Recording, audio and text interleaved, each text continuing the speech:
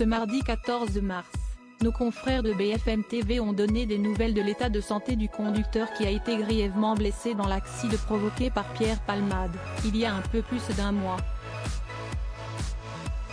Le 10 février dernier, Pierre Palmade a provoqué un grave accident de voiture sur une route de Seine-et-Marne.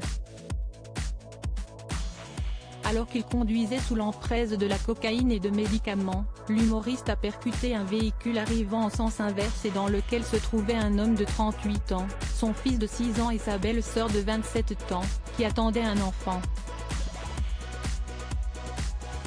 Un mois plus tard, les 3 occupants du second véhicule souffrent encore de blessures plus ou moins importantes. Si la jeune femme, qui était enceinte au moment de la collision, a perdu son bébé après avoir subi une césarienne d'urgence, le petit garçon, qui était installé à l'arrière de la voiture, souffre de nombreuses fractures, notamment à la mâchoire, et doit se nourrir avec une sonde. Mais tous les deux ont été autorisés à quitter l'hôpital. Le conducteur du second véhicule toujours dans un état inquiétant grièvement blessé, le conducteur du second véhicule n'a quant à lui toujours pas quitté l'hôpital Beaujon de Clichy, où il a subi cette intervention chirurgicale. Si les médecins ont pris la décision de le sortir du coma artificiel dans lequel il avait été plongé, ils jugent en revanche son état de santé toujours inquiétant. Comme le révèle BFM TV ce mardi 14 mars. Le père de famille de 38 ans a toujours de nombreuses difficultés à s'exprimer, ne parvient à dire que quelques mots et souffre également de problèmes de mémoire. Il est certain que le conducteur ne pourra pas quitter l'hôpital avant plusieurs semaines, écrivent nos confrères.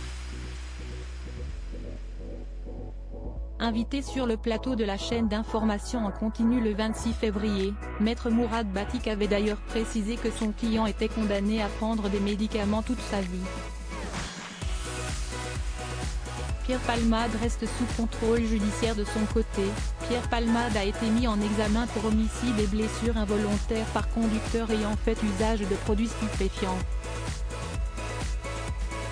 D'abord placé en détention provisoire, sans toutefois se rendre en prison puisqu'il était sous surveillance policière dans sa chambre d'hôpital, l'humoriste avait ensuite été remis en liberté par la juge d'instruction de Melun. Une décision à laquelle le parquet avait immédiatement fait appel, empêchant ainsi le comédien de voir sa sentence levée.